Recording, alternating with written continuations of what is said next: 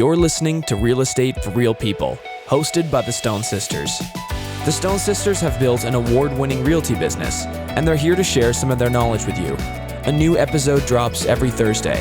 If you enjoy the show, please share it with a friend and leave a review wherever you listen to your podcasts. And visit www.stonesisters.com for more information just like this. Hi, welcome back for another episode of Real Estate for Real People. We are excited. I think I say that all the time. I think we're always excited, but Shannon is extremely excited. I am kind of excited, but I am really excited. So today we have special guest John Kot from Kot Auto Group, and we are going to learn a little bit about you, about Kot Auto Group, and also some great sales techniques. You do a fantastic job with your sales crew and industry. We've seen your videos. You have quite a big following, so we can dive a little bit into that as well. So thank you. Yeah, glad to be here and see you guys again. Yeah, absolutely. Thank you. Well, thank you for joining us. So maybe you can start and tell us Kot Auto Group. How long have you been around? Where did you start? I started in a small town in Saskatchewan, just selling cars when I was 17 and worked my way up and met my wife on a trip to Alberta. And then she wasn't much of a small town Saskatchewan girl. So we moved to Edmonton at a young age, I think in our 20s, and still stayed in the car business and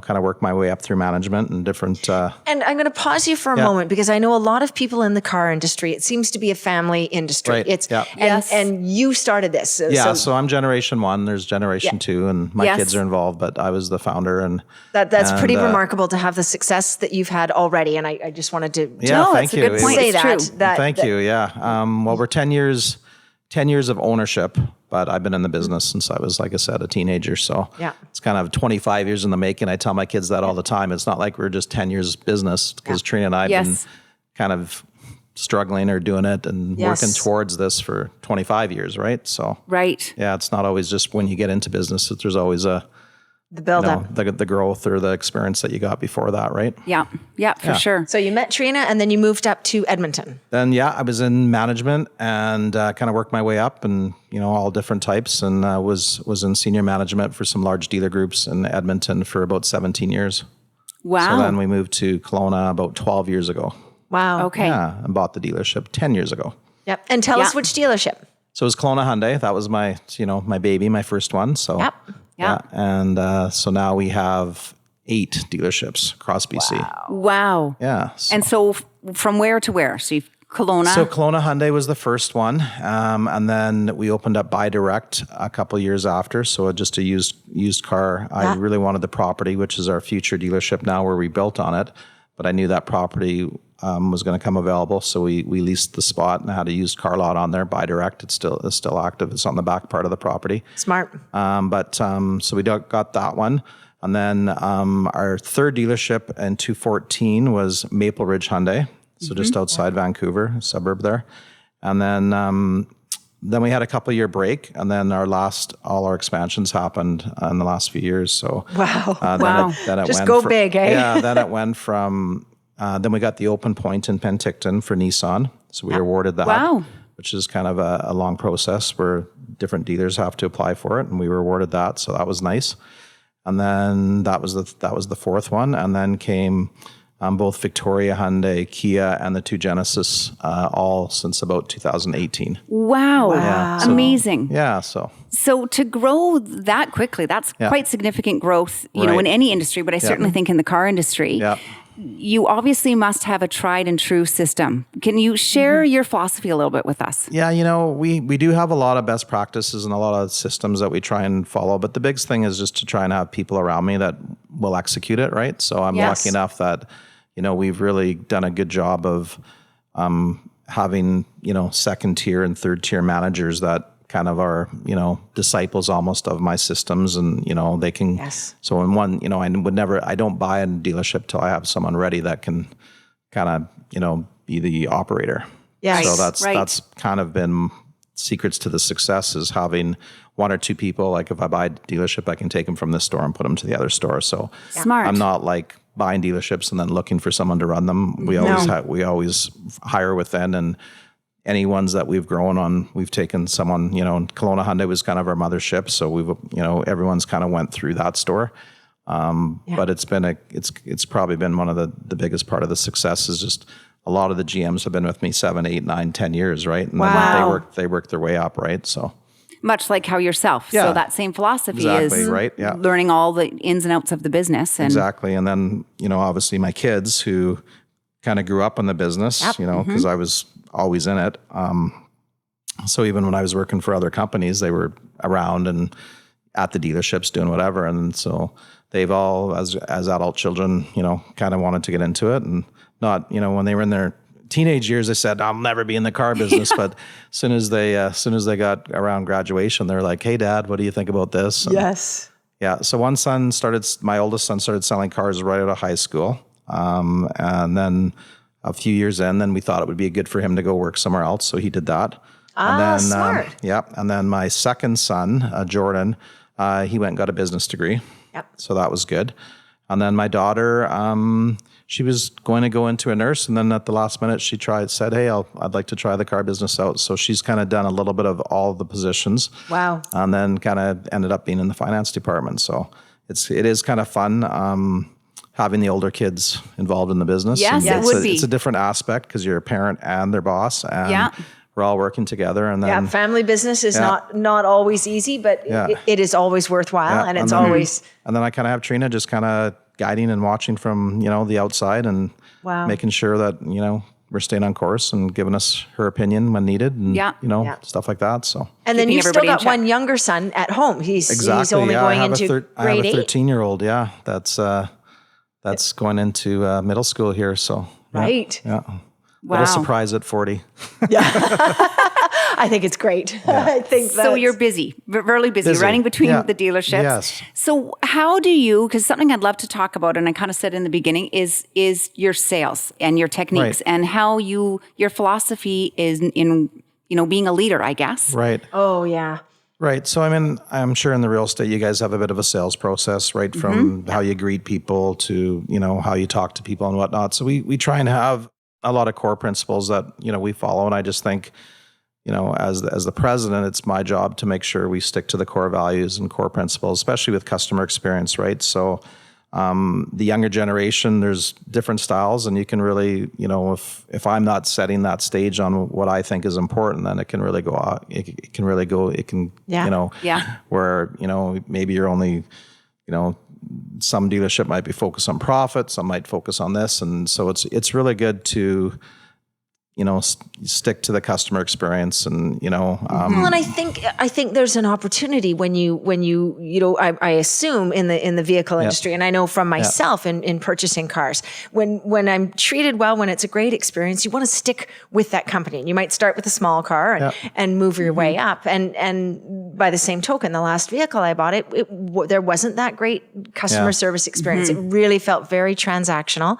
And it's fine. I'm happy with the vehicle, but it really could have been so much more. I was really excited, and nobody else was, other than to get the money. Right. I felt like. And I guess that's the thing. So I try and make sure that at least once or a month or once every couple months, I'm doing some training to all the stores going in.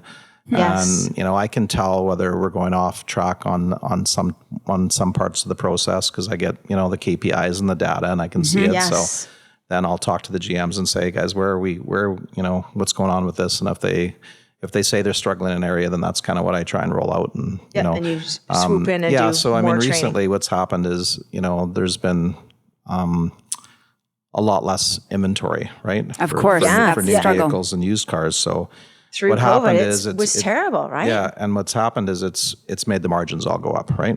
Of course. Used car prices are higher. There's not that many new cars, so people are holding their. We kind of have to hold our pricing because we might only get one of these type of cars for 4 months, right? Yes. Right. But what can happen is you can lose sight of the customer experience, right? Yeah. When you're asking for the money and you just start, so we needed to maybe take a step back a little bit as a company and say, hey, it's okay to, have these margins, but are we offering really good customer experience with it? So kind of making them all sort of take a second look and doing the little things. I remember years ago, and I've told this story so many times, but years ago going in, I didn't have much money. I'd been selling real estate for a few years. And I went in, I was shopping in Vancouver, and I went into a Banana Republic store. Yeah. And I, maybe had a budget that I could afford to spend $200 or something. And I walked in, and I'd been going in and out of stores, and people would say, "Oh, can I help you?" And sort of pouncing upon you. And this, I will never forget this story. But I walked in, and the saleswoman who was there, she sort of smiled at me, and she said, "If you need anything, I'm over here." But she gave me space was the first thing. And then she came over and she complimented me on the color of my highlights. So she was brilliant. Yeah. And she said, "No, are those caramel?" I'm like, "I think it's called butterscotch, but yeah." And then she walked away. And then she came back 5 minutes later, 2 minutes later with the sweater. And she said, "Just wanted to point out that this butterscotch sweater would look great with the highlights in your hair." Yeah. And I was made to feel so special. And like, she really cared. She was really honest and said, "No, that doesn't suit you, but this would." I spent $2,400. Exactly. I don't know if I've ever spent that much in a single store since. And Well, it's all I still have relationship. the butterscotch sweater. There you go. And it is that experience, and it's how, whether you're selling sweaters or cars or homes. Yeah. And I think I'm a bit old school, so I still really try and get them to focus on the relationship. Where, Smart. You can just get all transactional, like you said. It's very easy. Like, hey, what kind of car do you want? Let me try and do that, and or you can try and get to know the customers and the guests, right? So. And how has it changed? Because, somebody going to look at a car, and I know a few years ago when I was car shopping, and I went online first, and I go online and I'm, scoping it out. I'm like, okay, I can get this car and I can get this. Was before COVID. So there was choices at that time. And you can really find everything you want online. You can shop prices, you can shop dealerships, you can do everything. How have you, has that affected the business? Have you done anything different with that? Or Yeah, absolutely. I mean, it starts way before they come in the dealership now, right? The whole process and the whole experience. So, we have to be better on how we're communicating online, or, a lot of people send an email first. So, we have to have sort of basic communication skills and how we want, our salespeople to send, someone a reply. And, so we're doing a lot of things like video messaging, we'll send you a video of the vehicle. If you send an internet lead in, I think that's really, 2 years ago, no one was doing video messaging. Yes. Right. So, we're trying to do things like that where, hey, you know what, Shannon, you're interested in the car. Why don't I go take a quick walk around? I'll video it before you come in. And, that's a great Smart. idea. so little I things love like that where, people are way more advanced in technology. Yes. So the And experience- everyone is. Yeah. So the experience has to start way ahead now before they get into the dealership, right? So we try and focus on those little things and make sure that, we're not perfect, but we try and make sure that we're on the ball on some of these things, right? So Well, and it's not unlike our industry. Everything has gone. I mean, how many Yes. times during COVID did we have buyers buy sight unseen? And even now, I had buyers this past weekend. And they said, "Yeah, this is the house. I really like it." And I said, "Okay, you haven't been here to see it." I said, "I'll go and I'll walk through and I can FaceTime you through the house. So at least you can see it. But you probably want to, I mean, the market's not crazy. Yeah. You can afford to come out here and let's look at the house to make sure." And they said, I've been through the photos and stuff and I'm good. I'll look on Google Earth, but let's just go ahead with an offer." And I said, "Okay." And it's hard because as a salesperson, you want to do your job and you want to show them, the benefits and all of those things, but it's a little hard when you're doing it through a phone, even through a video. So going back to some of those basics and trying as much as you can is But something you're right. we all I face. mean, I think a lot of customers now, time is important to them, so they are doing things a lot quicker than they used to. Yes. And we'll have a small percentage like that where they won't come in the dealership. They'll ask us to deliver them a car and they haven't seen it. And Wow. you want to make sure that you've at least told them exactly what it is, and there's no surprises, right? Of what they're getting. It's okay to surprise them in a good way, but not That's not any surprise them. And there's something that they didn't know about, right? So there's still a small percentage of that, but I still think most people want to engage with the people they're buying the car with and meet them and I think so too. touch the car and touch the, Well, get a these feel are for the people. a right? vehicle, even the bare bones, sort of the starter vehicle, if you will. They're expensive. I mean, they're cost of living. Everything has gone up. So, and in the auto industry, we all were kind of concerned about where it was going on technology because we have to build these big, monstrous type of facilities now. Which we just built the new one at Kelowna Hyundai. And it's a big undertaking to have a brand new facility in that. Of course. And it's amazing. If everyone is doing it online, but we just found like it's a very small percentage. People still want to come in the dealership. I agree. Meet the salesperson, meet the manager, see the car, and do Have a coffee, walk around. Sit in we're the at car, feel it. we'd be at 90% still want to do the transaction in the dealership. Interesting. Yeah. How old would you say your average customer is? I mean, is there Hyundai doesn't make a truck, right? No, Hyundai has a truck, but it's kind of it's not a full-size truck. It would be a mid-size truck. So it's called the Santa Cruz. So it came out last year. Oh, okay. I don't think I knew that. So it's a mid-size truck. Pretty cool vehicle. Like you have a small box in the back, but That's nice. I would say it varies. I mean, Hyundai's done just an exceptional job of of all their products. So like there's some cars that really relate more to a younger demographics, and then some of the staple vehicles like the Santa Fe's are probably more of aged 50 and up, right? Those type of vehicles, and then they got some hot sports cars now too. Yes, they do. Those type of things, and then the Genesis now, which is another company of Hyundai that owns it, which is the luxury brand, and it's all separate luxury. And they're beautiful. Yeah, they are beautiful. I think they're leaders with electric as well. So it's so that's that was really going to be my Interesting. next question is where, how soon are we going all electric, do you think? Are we hybrid now? Is that the norm sort of for the coming it's 2 or 3 already past years? hybrid. I think a lot of people are going to electric, like in the Victoria market.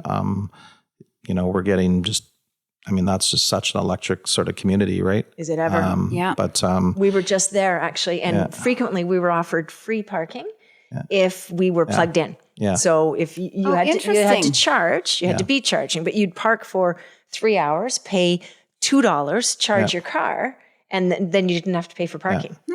What a great incentive.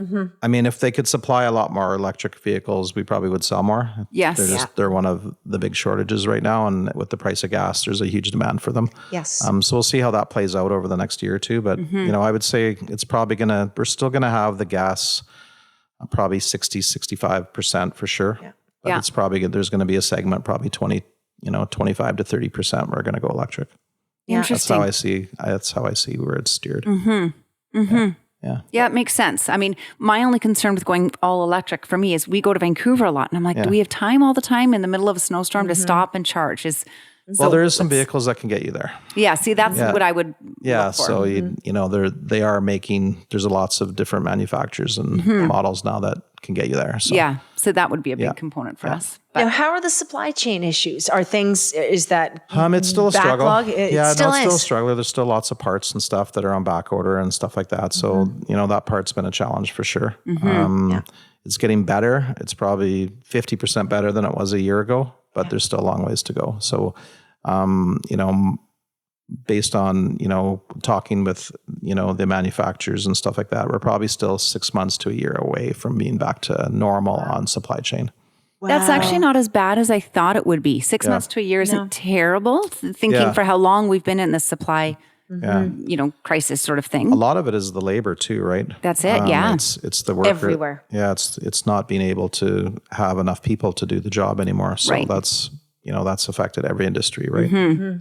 Yeah, it certainly has. So I'm going to jump away from that a little bit and jump into Edmonton, then moving to Kelowna. We have lots of people, and I think as the market sort of shifts and changes, Alberta's market's healthier now, and our market, of course, is in transition. So I think we're going to see more people, sort of like we used to see 5 years ago. We had lots of people coming from Alberta. Right. What made you decide Kelowna from Edmonton? Again, we're going to have a lot of our listeners that are looking at doing that. Should they make the jump? Should they not?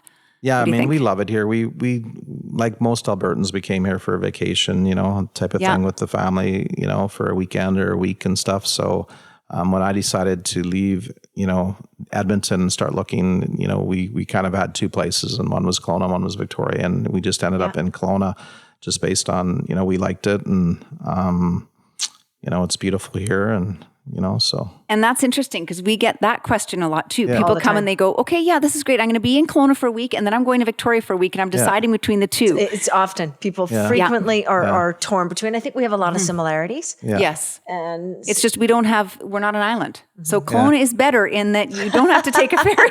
Yeah, no, exactly. Well, obviously we prefer Kelowna.